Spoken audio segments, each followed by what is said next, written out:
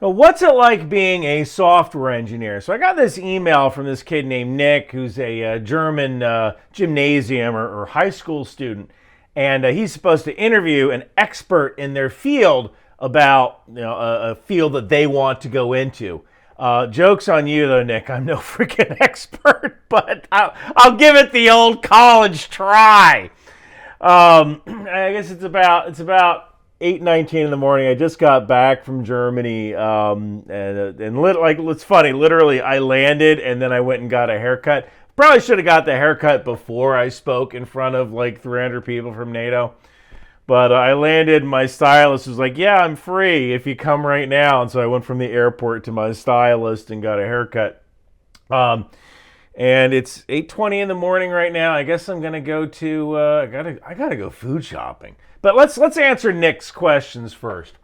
So the first question Nick had was, what exactly is the difference between a software engineer and a software architect? Probably about $40,000. The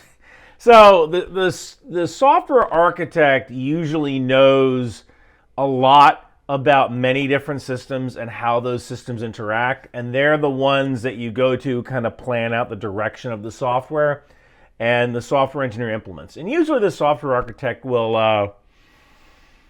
they'll do like 20% coding or 50% coding, but they kind of know the architecture of the whole system, whereas the software engineer might only know a certain slice of the system, or they only do tasks or user stories that the software architect suggests they do. Or the project manager and the software architect will work hand in hand, and the engineering manager and the team leads will work all hand in hand to decide who gets what for what sprint if you're doing Agile.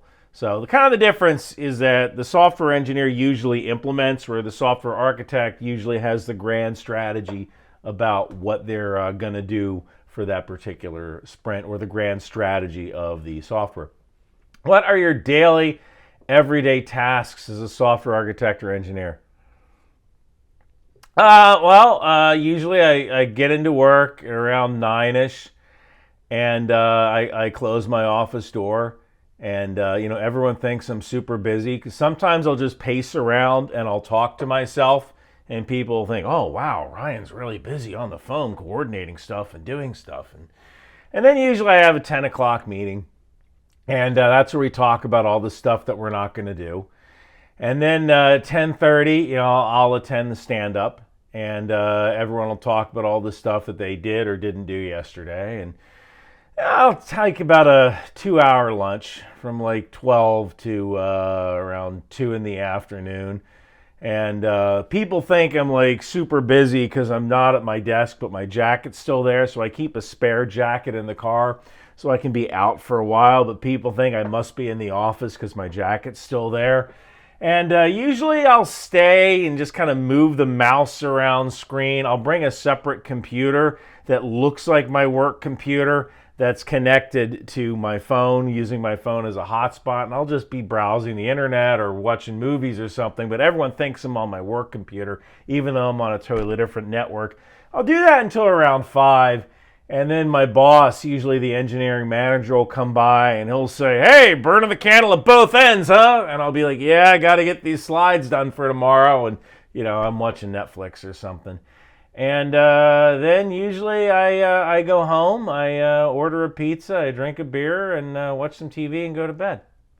So that's probably the most realistic version of what it's like to be a software architect. In reality, usually I get in at around, I usually start checking my email at like 7 in the morning. I start really early. Like when I get up, I would get up at 5 in the morning. Immediately I check my email, and I have this window between 5 in the morning and 7 in the morning to like work out, eat some breakfast, get in the car, get to work. And depending on how much email I got, I'm usually like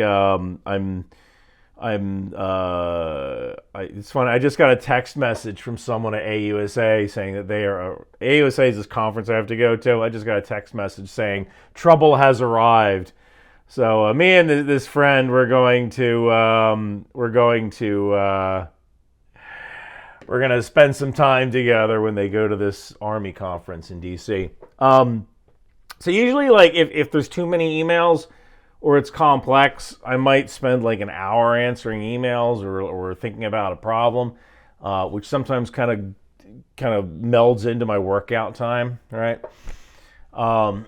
But then, usually I work out and then I get to work, and a lot of it's kind of like being just a problem solver, because usually I'll get into work and someone has a problem. There's a customer has a problem, or people have questions, and a good portion of my day is spent on Slack just saying, like, Ryan, hey, I need to blah blah blah. How do I blah blah blah? Or do you know how to blah blah blah blah blah, or how this works?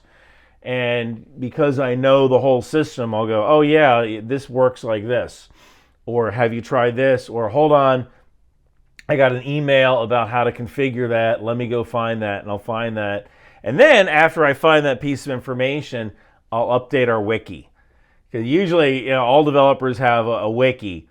In that particular wiki, we'll update it with like more information. That can be good and bad, because sometimes, like, when you change something, the wiki is out of date, and nobody updates the wiki when they change something. So the wiki can be a good knowledge base, but also it can be a little dangerous because you might be reading old information. But usually having a wiki is better than not, because in a lot of companies, the wiki is some dude named Steve, right? And when that dude leaves, then you've got a lot of problems. And that's how you end up with overrode functions or overrode methods that are like contact the server, contact the server new, contact the server new one, contact the server. You have all these methods that do the same thing, but you don't want to change that old method because it might break something, right? I just lost my video for a second there. What else I got here? I lost my video for a moment. And that's what happens when I don't touch my mouse. If you ever see me doing videos and I'm moving over to my mouse like this, it's because I periodically have to touch it so the screen doesn't go dark. So I go to a lot of meetings. That's the other thing. I'll attend the stand-up. I'll give people help. Sometimes I'll sit next to someone and I'll do pair programming, where I'll sit and they'll type and I'll watch and I'll make suggestions or whatever. I don't know how effective pair programming is now, because so many people have cell phones that they might get tempted to like look at stuff on a cell phone. So pair programming might be one dude's working and the other dude's on their cell phone. That's not how it's supposed to work. But and also I might have to brief the engineering manager or the project manager, because the project manager will come with some idea, and I'll have to explain why you can't do it that way, right? So that's usually pretty much my day. It's a lot like being I guess probably the best way to put it is it's a lot like being a section sergeant in the Army, like in a heavy weapons company, where you have enough responsibility that people listen to you, but not so much responsibility that you're going to get blamed when something major goes wrong. Although sometimes you do. So how did aspects of the job influence your lifestyle? Was there anything you wanted to do in your free time but weren't able to do to your job?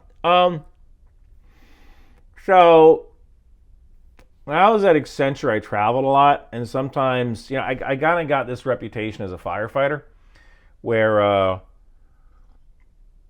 the customer would like, well, who was that guy you sent before? Ryan. We need you to send Ryan again. Ryan fixed it. Ryan didn't actually fix it. All Ryan did was Ryan went to the customer's site, and Ryan was looking at the customer's problems, and Ryan just kind of knew who to call back in Boston or back in Columbia to get the problem fixed. And then the problem gets fixed, and the customer goes, oh my God, Ryan's amazing. It wasn't Ryan. It was the dude who actually in Boston or in Columbia who actually did the work. But somehow I got this reputation. We need send Ryan. And so, I might have plans for the weekend or whatever, and I would be told, like, Ryan, we need you to go to Yuma, Arizona because the customer is flipping out. And so I would go to Yuma and I would help the customer out, and they would be like, oh, Ryan, that's so amazing. I'm like, I didn't do anything. So sometimes, travel would kind of interfere with plans because it didn't matter what plans you had. When Accenture says go, you go, right? Because we had, I used to work for a company called Novetta, which was bought by Accenture, and Novetta had a culture of yes. Like if the customer asked for a pint of blood, you would, take a knife and open a vein and give them a pint of blood, right? That was Novetta's culture. And, us Novetta vets, as we kind of called ourselves, we kind of permeated that culture within Accenture Federal Services.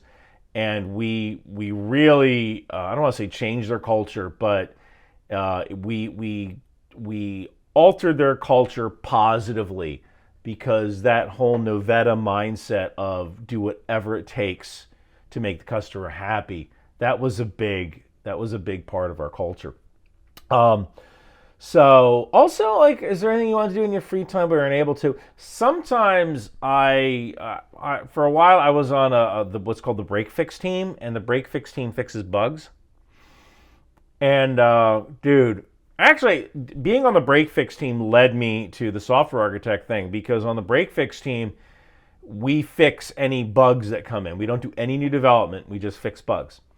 And people put in bugs, and then we go in later and we try to figure out what caused those bugs and fix them.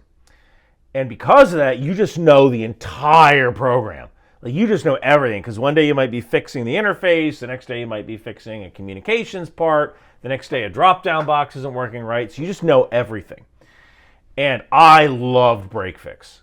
New development, not, I was fine with new development. A lot of developers don't like break fix, and a lot of them, sometimes in some companies, they make you spend a couple of days or like a couple of weeks on the break fix team, or when you started a company, you started the break fix team, because it's like, somebody has to do that job, and a lot of people hate finding bugs. I freaking loved it. It was like being a detective. It was like being Columbo. I'm going to find these. Wow. The funny thing about that bug, like it was neat. I liked being on the break fix team. But the problem with the break fix team is that if you ever got like a critical showstopper bug, like there was a customer who was like, oh my God, this thing is preventing us from doing something and this needs to get fixed now. It didn't matter what was going on. That bug had to get fixed within what's called our SLA, our service level agreement, that we would guarantee that this bug would be fixed within a certain amount of time. So yeah, that was a big thing. That was the if there was ever a critical bug on the break fix team, it doesn't matter what plans you have, you better fix that bug. So yeah, on occasion, that really cut into my free time.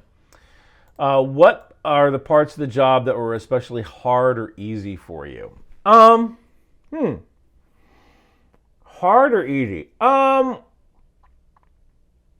think that honestly for me, the hard part was writing code in Python. I like C, the C programming language. I like C++. I love C#. Kind of into Rust, although that was only like a tangential thing. But I hated writing in Python. And I think it was hard because I didn't like it. I don't like these weakly typed languages. I want to declare a value as an integer or a string, or I want this very concrete implementation of whatever I'm doing. And I think C# it's so much more readable 3 months after you write something than Python is. But sometimes you just have to use Python. It's just, what's funny is that like everything Python can do, C# can do better, but not necessarily as rapidly as Python. And there's so many modules written for Python that it's like, sometimes it's stupid not to use Python. The easy part, believe it or not, the easy part was dealing with customers and dealing with other people. I'm a people person. Why don't you people understand that? I don't know what it is, but I've always had this personality where people like me. Like people have always liked me, and I don't know what it is about me. But I have often said, like in the military, one of the reasons I did well in my career is that I could run and everybody liked me. Like that. Those are literally the two things that catapulted me to sergeant first class. But in the civilian world, people liked me, and I was a hard worker, and I would do whatever I was told to do without any kind of complaining. And that kind of came easy to me, just the people side of things. And I will tell you this, if you become a software engineer, don't ignore the people side of things. A lot of software engineers, they go into the profession because they like computers better than people. A lot of software engineers like computers better than people. And then they go into that profession, and it's kind of like, it's almost like they meet people who have social deficiencies but are really good programmers. And because kind of those really good programmers are celebrated among their peers, then it makes an excuse to have social deficiencies yourself and not kind of work on your social skills. In software, like for a lot of people, it's acceptable to kind of be a jerk. And it's really not acceptable. It's really not acceptable to do that.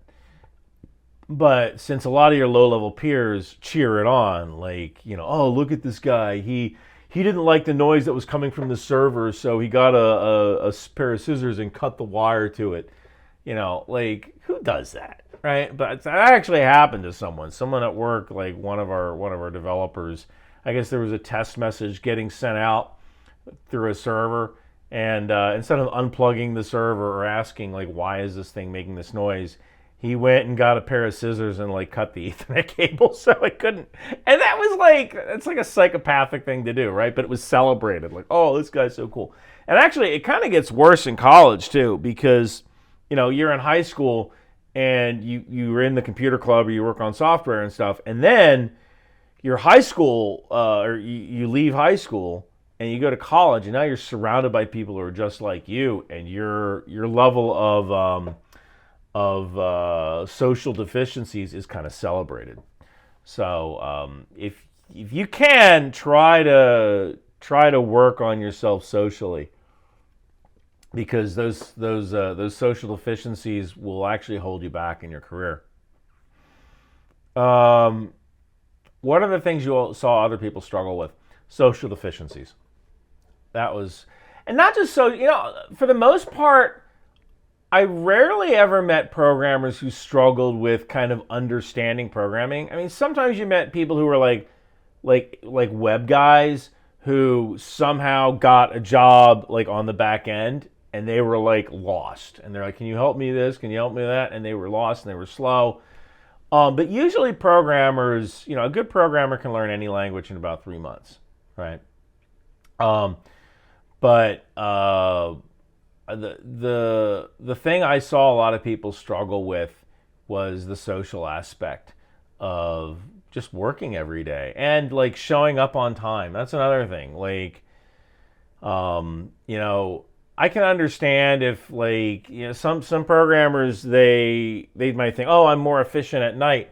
So they'll actually like come in at like 10 o'clock, like right before the sprint meeting starts, and they'll work. And then, or they'll come in and they'll watch YouTube videos. And you're like, what the heck's this guy doing? He's watching YouTube videos all day. But he is getting his work done. And then you find out he's going home and he's remoting in between 5 o'clock at night and 2 o'clock in the morning, and he's getting all his work done. And then he's, uploading it, or then he comes in late, and you're like, why the heck is this guy late every day? But he's getting all of his work done. So I've seen some people struggle with like being on time and stuff like that, but like for those people, you kind of have to work with that. But I'll tell you this, like that as a junior or a mid-level programmer, you might be able to get away with that. But once you kind of become a senior or a lead programmer, there are going to be some senior programmers, I call them Seymours, who like they hate their life.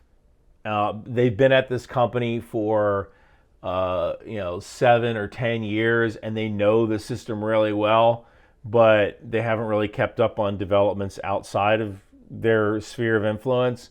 So it's like they're trapped in this job. They can't get another job, and they hate their current job. So those people are usually the ones who like they're geniuses for the current system. But God forbid they ever get fired, because they're gonna have a hard time finding another job. So yeah, be the guy that comes in early, or on time, I should say. Early might be asking too much. Be the guy that comes in on time, at the least. Is it easy to advance your career in IT in the long term, or is it slow with lots of personal sacrifices? Depends on how bad you want it. If you're working for a company and all you do is write software in whatever language the company is using, and you don't kind of have your own personal projects, if you're not coding when you're at home doing your own personal projects, you're going to have a lot of trouble when you get laid off. And you will get laid off. That day will come. And a lot of people, they get that programming job and they get really comfortable, and they come into work, they know how to do the work, they know how to code in one particular language. They might kind of stay up to date on the features of that particular language, but for the most part, like they kind of get comfortable in their position. Those people are going to be in a lot of trouble. Now, if you're the kind of person who comes home and you spend 2 hours a day working on your own personal projects, like, hey, I want to learn Rust, or hey, I want to build this game, or hey, I want to do whatever, those people, they're going to be at a far greater advantage. Oh, and that's another thing. Get a master's degree. Because if you don't get a master's degree, you're going to be fighting against, when you want to move to that next level, when you want to be the senior programmer, or the lead, or the engineering manager, and you don't have that master's degree, everybody else who has a master's degree is going to be in front of you. So that's kind of something to think about as well. And that takes time. Like you might be in like an afternoon soccer league or something, or pickleball or something like that, and you have to choose. Do you want to play pickleball when you leave work, or do you want to code? And maybe you play pickleball once a week or twice a week, and you spend 3 days a week on a private project. But that will advance your career long term. And there is a personal sacrifice to it. There's a personal sacrifice to getting your master's degree, but it will be worth it when you're trying to go to that next level, or that management level. Certificates, that's another thing. Like, say yes to every single certificate your company wants to send you to. Agile certification, like AWS certification. If your company wants to send you to a class, go to that class, because it only makes you more valuable and more employable. Finally, what are the major differences between studying for a degree in software engineering and the actual reality of working in said field? Probably the biggest difference is that usually in software engineering in school, you work by yourself. At the company you're going to work at, you work as a team. And, one of the things that a lot of schools do is, like, they might not allow group projects, or there might only be one group project during a class, and I kind of understand that, because like they have to prove that whatever. But when it comes to when it comes to real life is a group project, and you have to know how to work inside of that group. The other major difference is that a lot of times students don't use source control, use something like GitHub to save and have a repository of their source code. I firmly believe that like source code stuff should be taught like in school, and for some reason a lot of repo like Git isn't really encouraged. As far as I know, Git isn't encouraged in college. And a lot of people, they write their code and then they right click on a folder and they save it, and that you should train the way you fight. The other thing is if you're doing agile in work, when a lot of schools, they don't really teach software planning. Like they don't really teach it as an engineering project. They teach you, like they give you an assignment of create a Fahrenheit to Celsius converter, right? But they don't make you sit down and have a kickoff meeting. And it might sound silly to have a kickoff meeting for a Fahrenheit to Celsius converter, but what you shouldn't do is you shouldn't just start coding when you get a project. You should think about it. You should draw it out, flowchart it. How do I want the interface to look? And I think if you do that, you can solve more problems in the planning phase, because once you get to the coding phase, it's a lot harder to fix something once it's kind of baked into the source code. So that's kind of the major difference as well. Probably another major difference might be, another major difference is choice of language. So usually in, the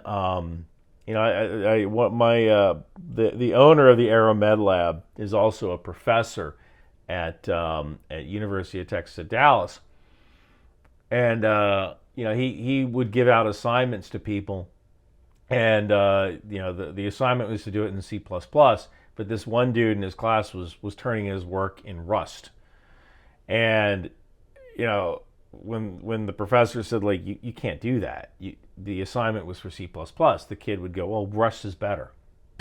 Which, again, social deficiencies, but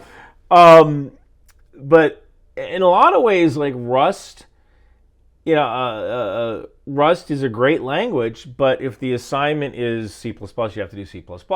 So probably one of the big differences between studying for a degree and actually working is that when you're studying for a degree, normally you have to use the language that's assigned. A lot of times in the corporate world, with some restrictions, you might have some wiggle room as to the best way of approaching a problem. You might have to get that past like the cybersecurity people, like, hey, is this authorized to run? Do we have this vetted? Who do we sue if something goes wrong? And actually, for the longest time, that was one of the big issues with like Linux. Well, who do we sue if something goes wrong, right? But eventually we got over that. So being able to have some leeway, as in like, all right, I'm going to use Python for this section because Python makes the most sense. A lot of times you can't necessarily do that at school if you're learning a certain language or in a certain class. You might not have all the tools available to make your job easier. And that's actually the other thing. It pays to be a lazy programmer. Lazy in the sense of like you never want to redo something that's already been done before. So, but in college you can't. You have to prove that you did that thing, right? So even though there might already be modules or methods that exist to do that thing in another language, you have to write that method in the language you were told to write it in, right? Because that's part of learning. And you have to learn something before you can kind of use the shortcuts. My screen disappeared again. So that's actually pretty much it. I hope this helps. I hope you get an A on your paper or whatever the German equivalent is of an A. And thank you for being a fan. I'm going to finish this drink, and I've got to go food shopping. Oh man, I'm so bored! Christ on crutches with a permanent profile. That's because you have the wrong toys. You need a Ryan Macbeth in action figure from the Knife Hand Company. That's right, Ryan Macbeth in action figures go everywhere. Put them on your desk, your Crocs, your keychain. You can even ask Ryan advice. Ryan, why does Daddy ignore me when I'm over his house for the weekend? Because your new mommy is way hotter than your old mommy. Trading cards. You get a free trading card in every box. Now that's Ryan-rific. So come on down to the Knife Hand Company and get your in-action figure today! Alcoholism, cigarettes, and non-service connected hearing loss sold separately.